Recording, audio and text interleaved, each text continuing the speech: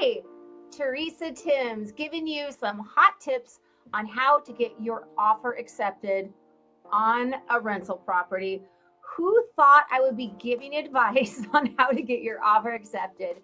If you're in Southern California, you know there is a crisis happening with available rentals. And oftentimes, when you are seeking out a rental, you're having to fill out multiple applications, jump through hoops, pay application fees. It's a whole thing, right? It's very, very difficult. So what I want to do is just give you some tips on what you can do to give yourself the best odds possible. I recently had a friend of mine, Laura, one of my wholesale reps, call me and be like, hey, you're a landlord, Teresa. What can I do? What are some steps that I can take to get my offer accepted? So here's what I told her.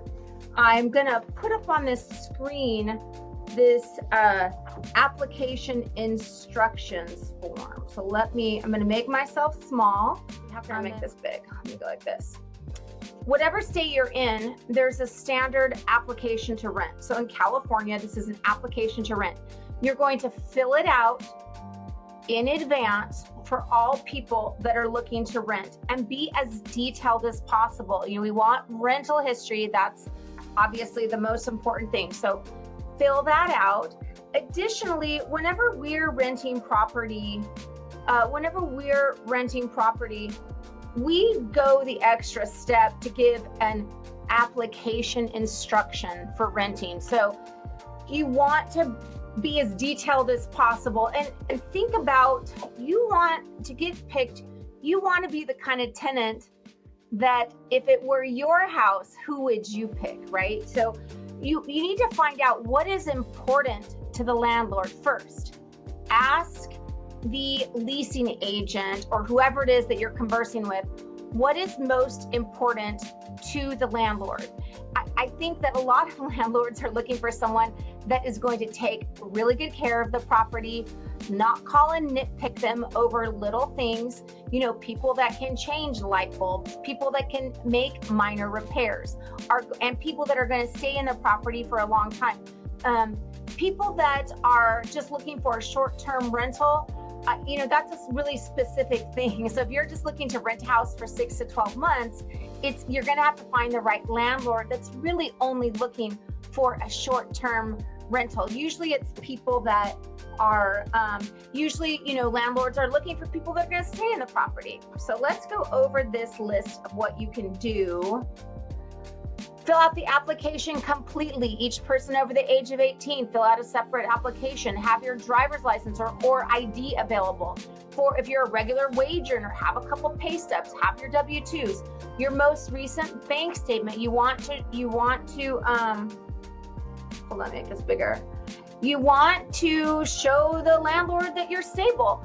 Now, what if you're self-employed? For self-employed people, I suggest showing the last 6 months of bank statements, showing that you're receiving money. However you think that you can show or prove to the landlord that you do have income coming in. When we're intaking self-employed people, I'll sometimes ask for the last year's taxes and or 3 to 6 months of bank statements to see that they have money coming in. We verify 2 years of employment and 2 years of landlord history. So you want to make sure, that you can provide or have available 12 months canceled checks. In a lot of instances, it comes down to make it or break it terms. And if you can pay, I know it's expensive renting a house, right? If you're renting a house that's $4,000, they want first, last, pet deposit. It could be $10,000. So that's already an expense. But sometimes if you're in a position to pay rent in advance, that can look very attractive. That can put you at the top. Let's say there's a property that's $4,200 and you apply for $4,200.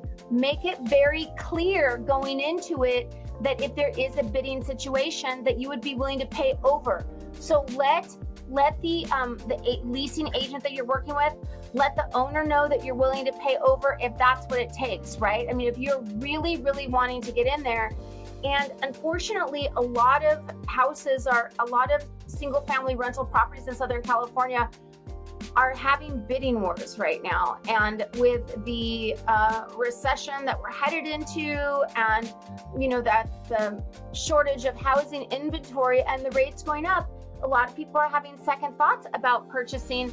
And when that happens, they turn to renting. So what happens? Don't look for rents to go down. Look for rents to increase like they always do. Said no landlord ever, hey, this year I'm gonna lower your rent. Anyway, I hope this helps you, gives you some insight, and assists you putting your offer at the top. And if you have any questions or anything like that, like or comment below. We'd really like to know what your challenges are or what you had to do to get your offer accepted. Teresa Tims, president of TDR Mortgage, helping educate homeowners and investors and friends and family since 1998. Have a beautiful day.